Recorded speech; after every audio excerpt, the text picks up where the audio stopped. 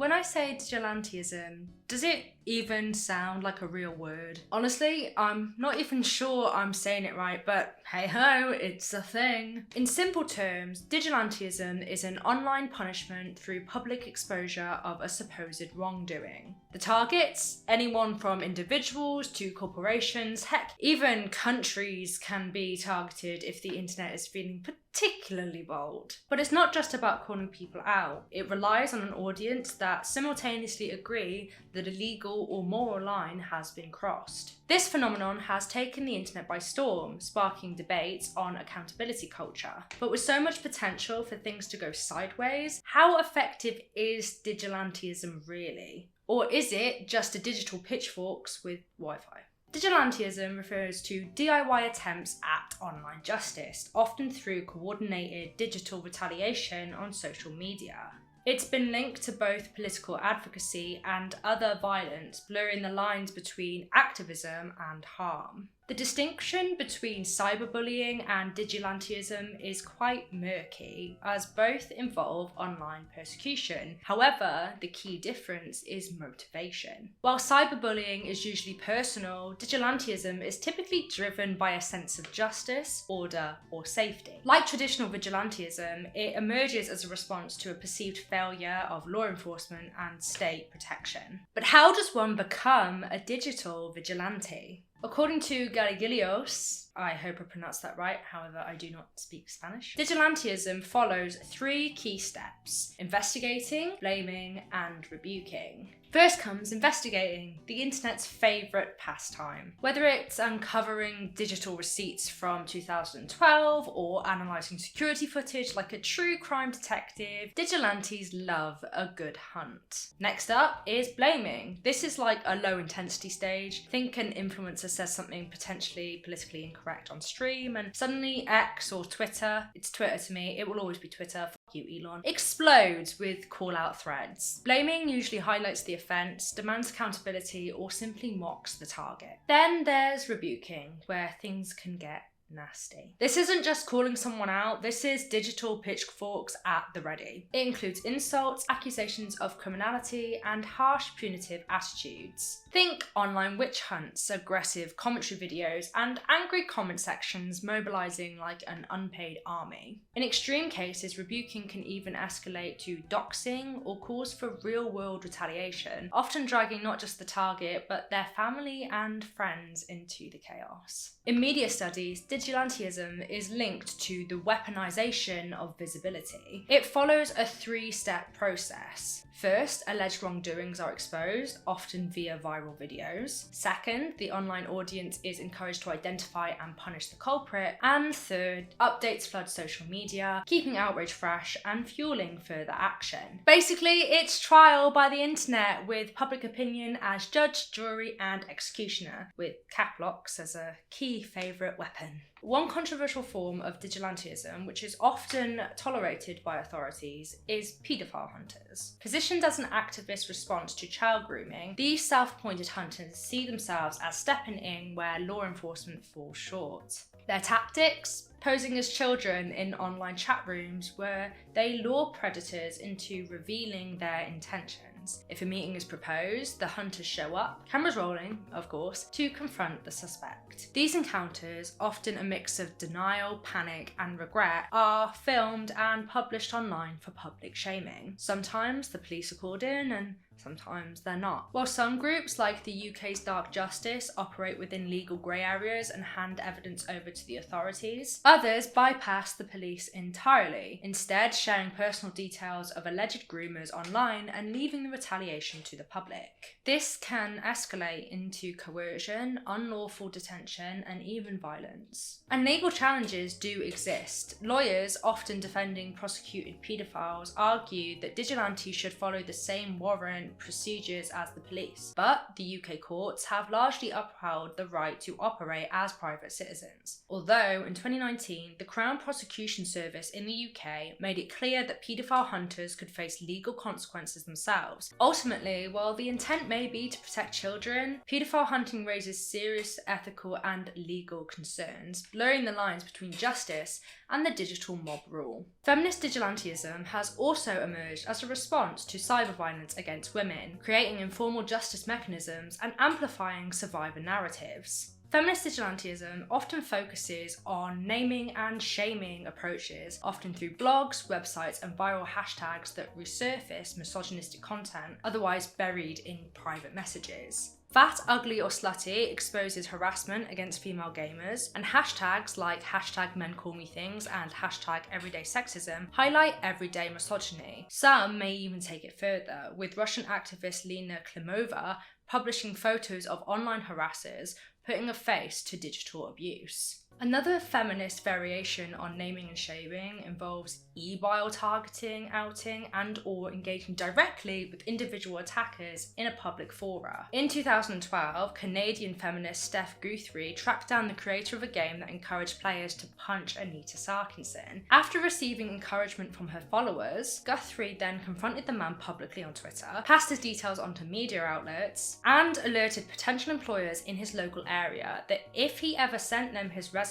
they should know that he's responsible for making woman face-punching games. But perhaps the most creative approach came from Australian gaming journalist Alana Pierce. When teenage boys sent her threats, Pierce didn't retaliate. She just messaged their mothers. Her now iconic tweet, "Sometimes young boys on Facebook send me rape threats, so I've started telling their mothers," went viral, earning international praise as the perfect way to respond. The reactions? Mortified mums and a lot of grounded sons. The internet went wild. Some celebrated her brilliant ploy, and others encouraged more women to follow suit and smack these boys down. However, as satisfying as it was to watch misogynistic teens get absolutely owned, this doesn't solve online abuse. Legal scholar Danielle Keats-Citron warns that cyber harassment is far from harmless teasing. It actively erodes women's autonomy, dignity, and participation in online life. Yet, instead of tackling the actual perpetrators, society often tells women to just log off, stop being so sensitive, or my personal favourite, why don't you take a break? This shifts the burden of dealing with online misogyny onto victims rather than addressing the toxic culture it's enabled in. Whilst Pierce's mum calling tactic was brilliant, it kind of is just putting a plaster on an internet-wide bullet wound. Until systemic change happens, the digital Wild West will keep expecting women to be their own sheriffs. The internet has never been short of enthusiastic participants when it comes to dishing out digital justice. Online vigilantes often rally pre-existing groups with strong opinions on topics like animal cruelty, veganism, feminism, gun control, to target perceived wrongdoers. Sounds noble, right?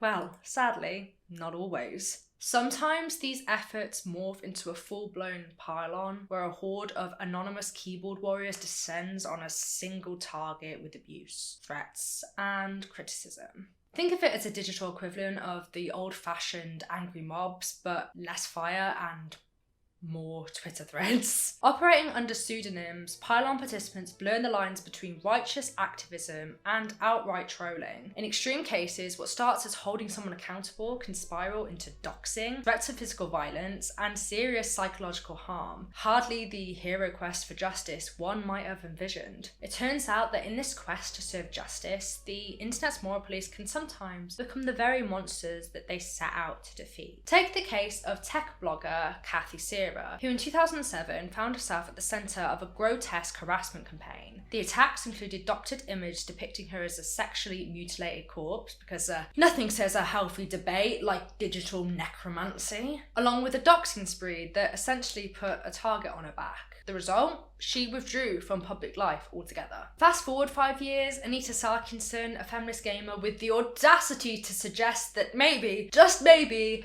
video games may have a sexism problem. It kind of reminds me of like when I started playing Siege. I remember this one time, one of my teammates asked me if I actually was a woman, and when I replied with yes, they decided to kill me in friendly fire. After launching a crowdfunding campaign for a video series on gaming tropes, she was met with an avalanche of harassment, including graphic death threats, doxing that included her parents' home address, and an email promising the deadliest school shooting in American history if she dared to speak at Utah State University. In 2014, the gamergate debacle erupted after a disgruntled ex-boyfriend accused an indie game developer, Zoe Quinn, of sleeping with a journalist for a positive coverage of her game, Depression Quest. This claim was as baseless as a flat earth theory. However, it didn't stop the internet's angriest citizens from weaponizing doxing, revenge porn, and a coordinated harassment against her. And Quinn wasn't the only casualty. Female journalists, designers, and academics who dared to question Gamergate also became target. Brianna Wu, a game developer, had her personal information dumped on 4chan because, of course it was. And within minutes, she was receiving threats like, "I've got a K-bar and I'm coming to your house so I can shove it up your ugly feminist cunt."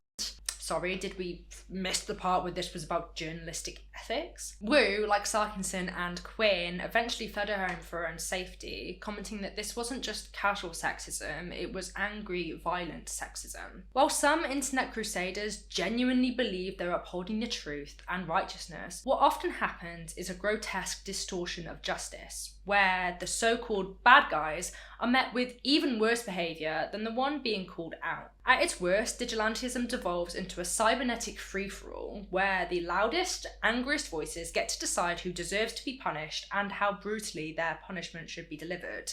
One might argue that when the so-called heroes start sounding more unhinged than the villains, this whole quest for justice might need a serious rethink.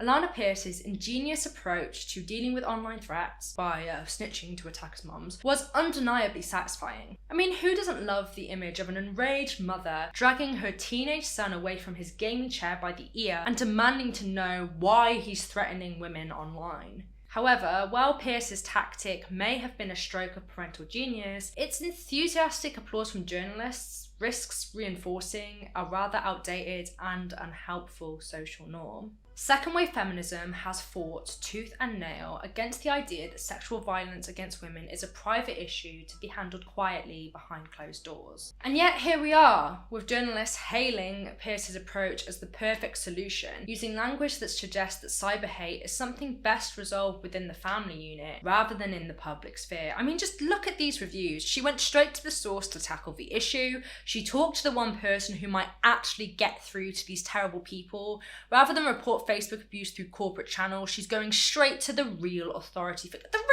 real authority figure, the mum. Apparently, social media giants, law enforcement, and society at large are off the hook because nothing strikes fear into the heart of an online troll quite like his mother catching him being an insufferable git. Whilst roping parents into the mix might be a responsible move when dealing with teenage offenders, it shouldn't be the victim's job to do so. More problematically, this framing suggests that mothers are the primary moral gatekeepers of their sons' behaviours, which basically implies that if little Timmy is out there making threats, well, where was his mother? And we see this all the time in larger society where inevitably parents do get the blame for the actions of their children. This is where things start to unravel. You know, blaming mothers for their sons' misogyny is just another way of shifting the burden from the real culprits, who are the abusers themselves, and the broader systems that enables them. It also infantilizes the perpetrators, treating them as wayward children rather than individuals responsible for their own actions. And I get it, like, kids have the greatest capacity to change and we need to enable them the right to move on, but it does kind of remind me of that like rhetoric that surfaced back in 2020 when the Dream SMP was large, where it's like, he's a minor, be kind, be careful, he needs to learn from his actions. Yeah, he's not going to learn from his actions if we just sugarcoat it and put all the responsibility on the adults. Sometimes children have to learn. The issue of gendered cyber hate then is reduced to naughty boys just being naughty online rather than what it actually is, a systemic problem that requires serious public intervention, not just a stern telling off at the dinner table and a ban on the Xbox for a week. And the real danger of celebrating these DIY justice tactics is that it gives big tech, governments and law enforcement a free pass. If victims are expected to sort out their own abuse, preferably via an uncomfortable chat with their attacker's mum, then there's no pressure on institutions to take meaningful action. In other words, whilst Pierce's solution was brilliant on an individual level, it's hardly a sustainable model for tackling cyber hate. If the best we can offer women facing cyber abuse is just tell his mum, then frankly we've set the bar embarrassingly low. Also in the world of vigilantism, you may mistakenly punish the wrong person, go overboard with the retaliation, or fail to give your target the chance to explain themselves. Let's face it, we've all had that moment where we've regretted sending a message to the wrong person or confronting the wrong villain in the group chat. Sometimes we just get things wrong. But in the world of vigilantism, the wrong person might end up getting publicly roasted for crimes that they didn't even commit. And unlike your regular internet blunder, there are serious consequences at play here. Take the 2011 example of Mariki Hardy, an Australian writer who mistakenly accused the wrong guy of running a hate blog about her. She used the popular Men Call Me Things hashtag on Twitter to name and shame him, only to find out later that her accusations were way off. Poor guy was innocent and Hardy had to publicly apologise and for good measure pay an undisclosed sum of money to make it right. Not exactly the victory Hardy might have envisioned in her crusade. And there's Adria Richards, who found herself at the centre of a tech conference storm after tweeting a photo of two men making crude jokes about dongles. God.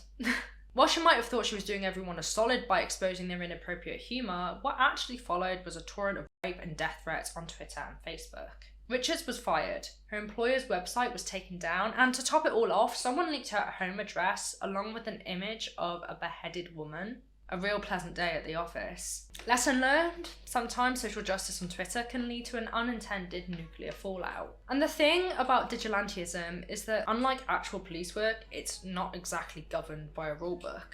There are no neat guidelines, no formal protocols, just vigilantes waving their keyboards like emotional avengers, taking matters into their own hands. And sure, in theory, they might be out there fighting for justice, but without the necessary training or expertise in law enforcement, things tend to get messy. It might just mean you've ended up knocking on the wrong door. While the police may have training and procedures, we hope, vigilantes only have their gut feelings on Wi-Fi connections. It's a recipe for disaster, especially when they start hacking their way through legal procedures, which potentially jeopardizes any future chance of holding the bad guys accountable in a court of law. The lack of oversight and order in these situations can be a serious issue, as vigilantes may lack the necessary strategy or policing framework to follow through effectively. They may target the wrong behaviour, waste time on trivial issues, or get distracted by the thrill of the hunt, because let's face it, some of these vigilantes just want to be a hero in a movie where they control all of the action. Sometimes their motivations might be far from altruistic. They could just be enjoying the rush of giving someone some good old digital roasting. So while digilantism has the potential to serve up some quick justice and